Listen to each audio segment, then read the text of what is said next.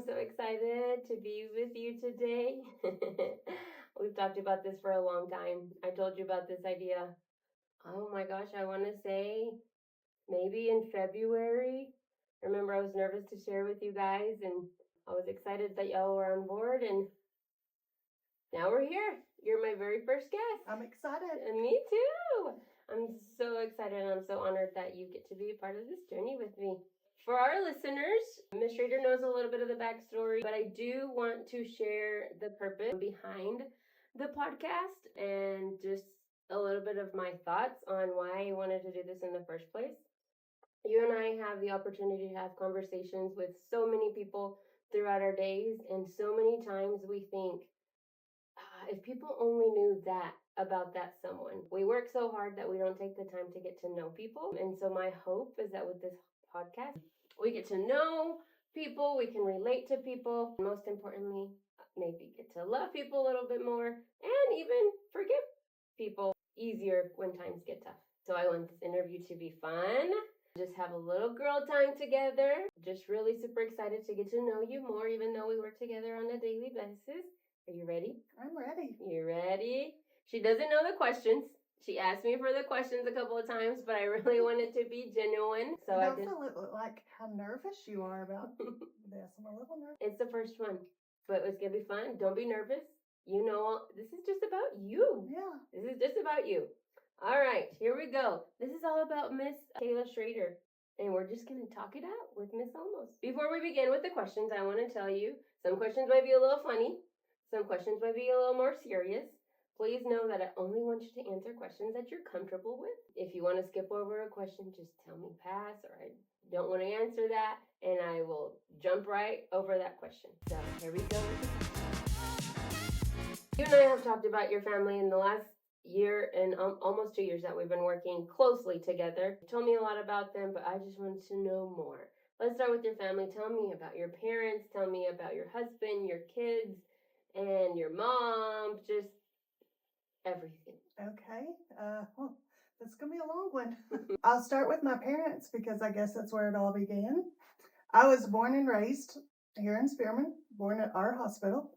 I've lived here all my life. My dad was raised in Oklahoma, Shawnee, Oklahoma, and my mom grew up in Missouri. They kind of got together around the Dumas area, I believe, but then moved to Spearman to follow my grandparents.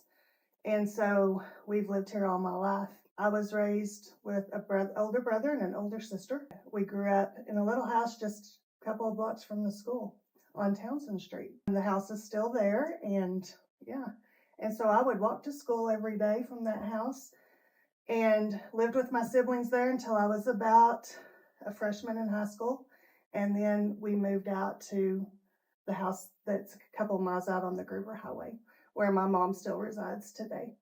So you're the baby. I'm the baby. Older brother and older sister. My brother was 8 years older than me, and my sister was 6 years older than me.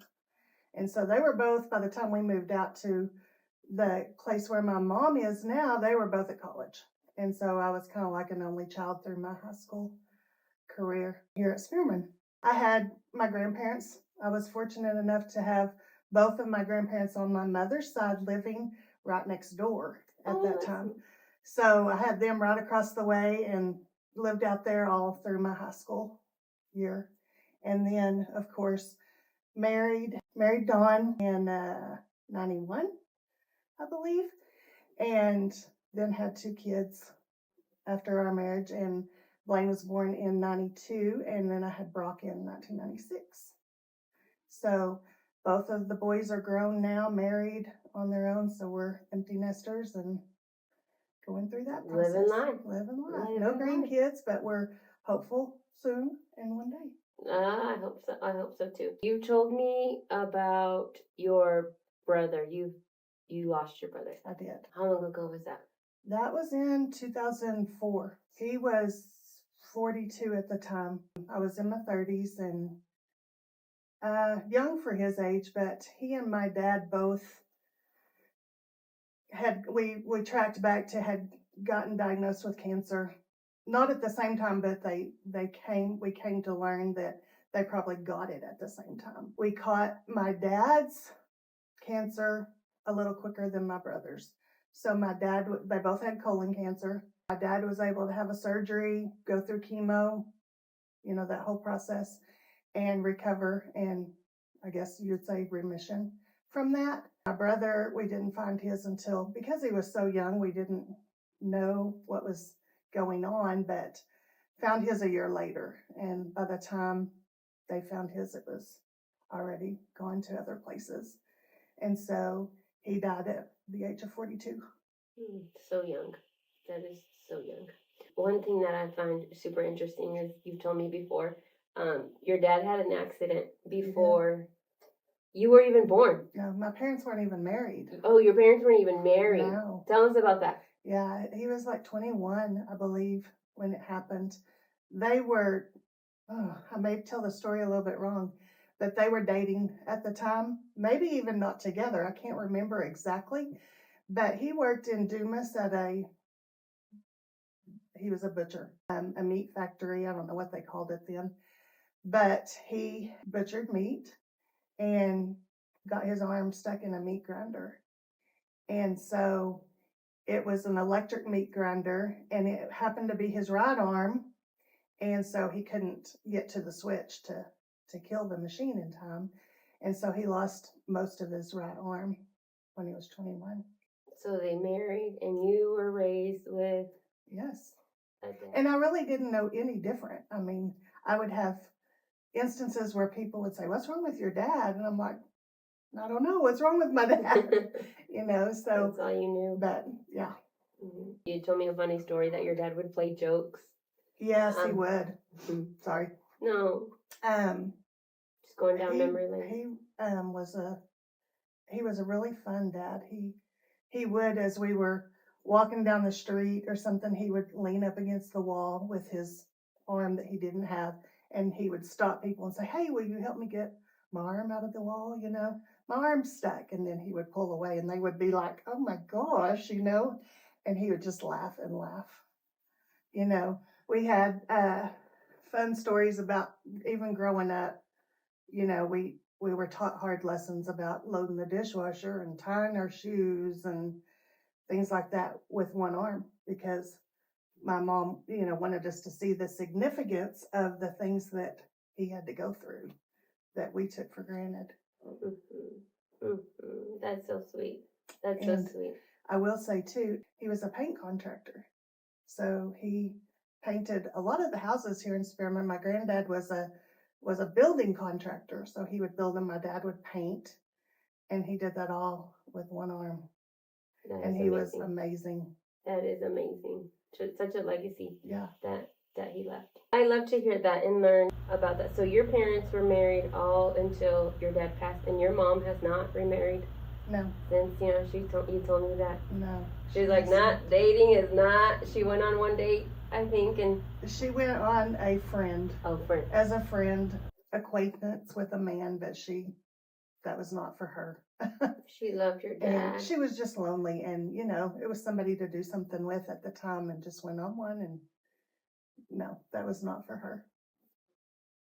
And so she's went through a lot. We lost my granddad first, then my brother, then my dad, and then my grandmother, all within like a 10-year span of each other. So she lost a lot of people that were, dear to her. That is and me. You have been through more than I think people realize. I know you told us about losing your brother, losing your dad, your grandparents, but your husband went through something. That was a long journey. Yes. Tell us about it. So in 2016, he started having some kidney failure. Well, I shouldn't say that. 2016 was actually when the journey started with his new kidney, but he had previously had some kidney issues. Over the years, it had just, gotten worse and worse, but he got to the point where he was in what they called kidney failure. So he had to go on dialysis for about 7 months. And during that time, we went through a long process of, prior to the dialysis, he had gotten very sick. We finally got him to the point where he got on dialysis, which made him feel a lot better, even though, he was still very sick. We did dialysis for 7 months as we waited for a kidney donor, and ended up getting a kidney donor from a friend that I had taught in school. Her name was Amy. And so she was a live donor for him. And so he had his transplant in 2016. Was like immediately, it was like night and day better for him the minute they put her kidney into him. He's going on 10 years, 11 years with his new kidney. And so, yeah, that was quite a journey, because as hard as it was, you had to keep on going. I had to keep teaching. I had to keep, with my kids. They were both in college. We had to keep on pushing them, and all the while, Yeah, I was about to say that. Like, you've always just kept on going on, because from an outside perspective, everything that you've talked about, from losing your dad and your brother and your grandparents, and the journey with your husband, we were co-workers on the other side.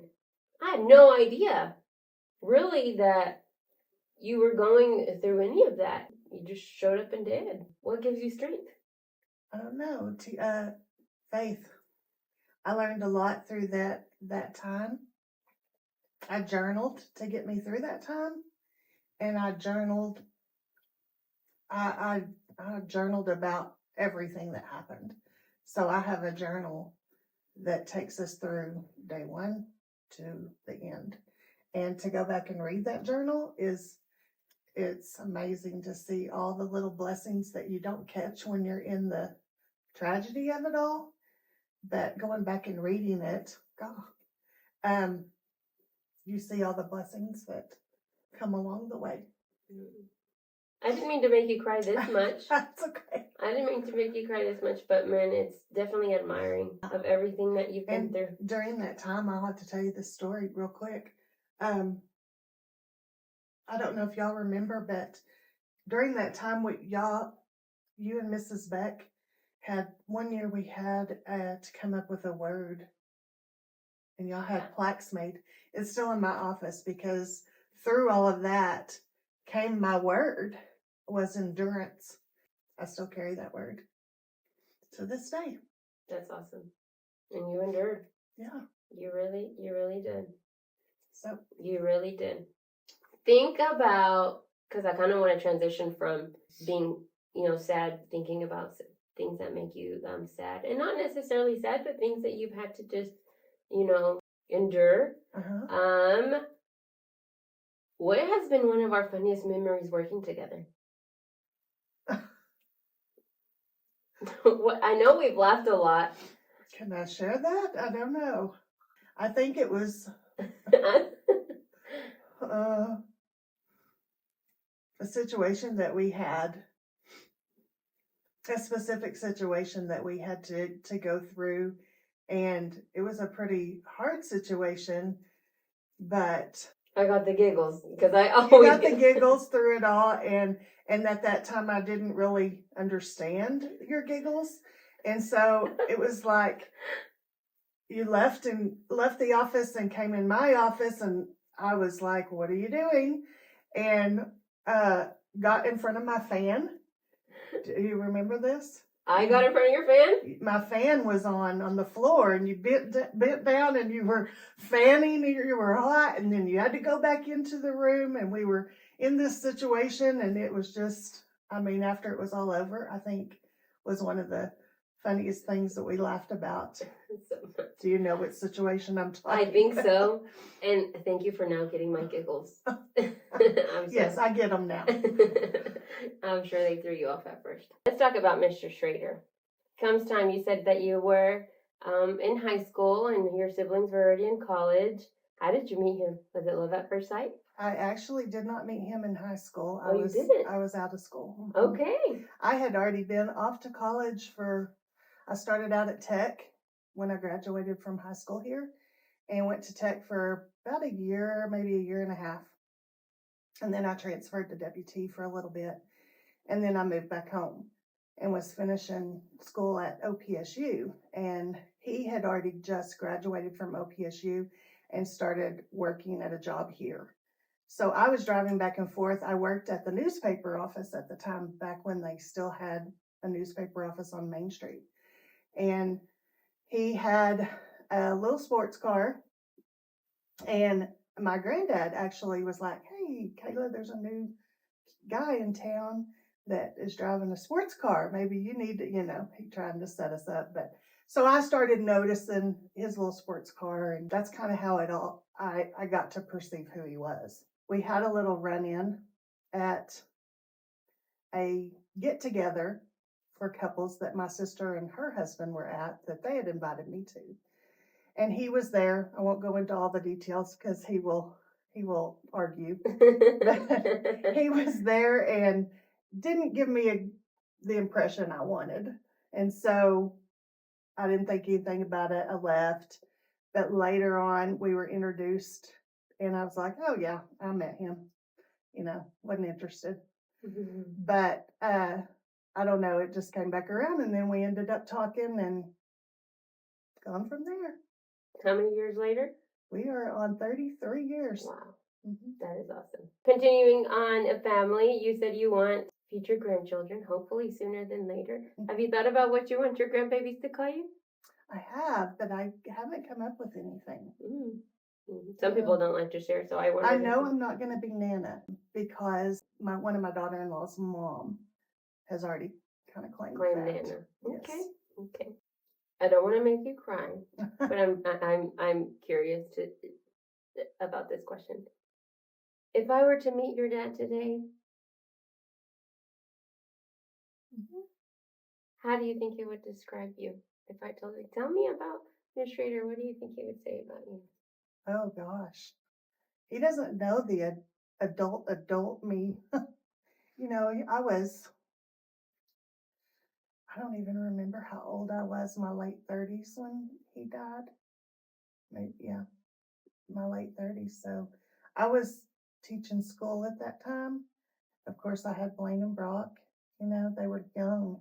I think Blaine was maybe a sophomore or a junior in high school. And then, of course, Brock was 4 years younger than that. So if he would describe me from my high school years, it would probably be a lot different than, the last years. But I would say outgoing, probably tell me athletic, because I played basketball a lot. I mean, we were big into sports. I think he would tell me I was a good mom. I don't know. I think he would be very proud of you. I look forward to meeting him one day in heaven. Yes. I look forward to meeting him one day. Kind of to wrap up a little bit of family and moving on. Do you have a favorite childhood memory? Oh, I have a lot of childhood memories. I don't know if I have a favorite that I can think of off the top of my head. Is there one that comes to your mind often, or?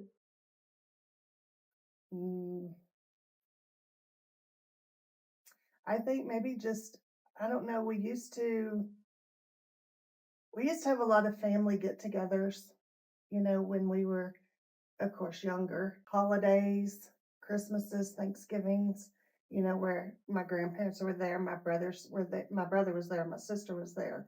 Even when they were grown and married and they brought their family and their kids and we were all together, those were probably the favorites. That is awesome. Yeah. That is so awesome. All right, moving on a little bit outside of family and just kind of present day. What does a typical Saturday look like in the life of Kayla Schrader? Very lazy. Well, on some days. Dawn and I both like Saturday mornings, probably our favorite. We get up and just sit and drink coffee and have that time together. Then it varies. It could be house cleaning part of the day. If it's a nice day in the summer, it could be, I kind of got back into the swing of golf last year and taken that back up. So it could be that I go and play golf. It could be that I sit and watch a movie on my iPad. I do that a lot. I'm kind of an iPad Netflix junkie at times. Just a lot of different things going on. The evenings, we like to go out and visit with a couple of friends, so we might go out to eat. We've been known to go to the casino a few times. And so just typically odds and ends stuff. We do spend some weekends with our kids that live in Emerald Lane Canyon. So it could be the Saturday that we get up and make our way over there and just see them and shop and eat and do all the fun things. Yeah, you're in that season. You deserve that. That's cool. That's so cool. Random questions. Just random questions. What do you think people misunderstand most about you? I think that probably my structure of, especially as a teacher, throughout my teaching career, kind of gives the impression that I don't want to say mean, but hard. And so maybe they get the wrong impression until they get to know me that I'm a little bit lighter spirited than they realize. I want to say that you make me laugh so often. You make life fun. So I can see why you might think that people might misunderstand you. Because before this was working so closely together, we don't share the funny memories we share now, but we laugh together all of the time. So I love that. If you could be remembered for one thing, what would it be? I think just always doing the best that I could do, no matter what. I mean, I'm a hard worker, I feel like, and my heart is, I always want to do the best at things that I can do. And I think that would be it. And that, I have a heart for people. And I don't know.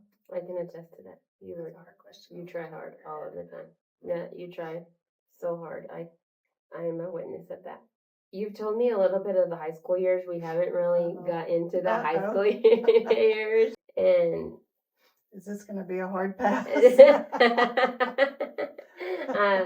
We'll keep it PG-13. Yeah, let's do.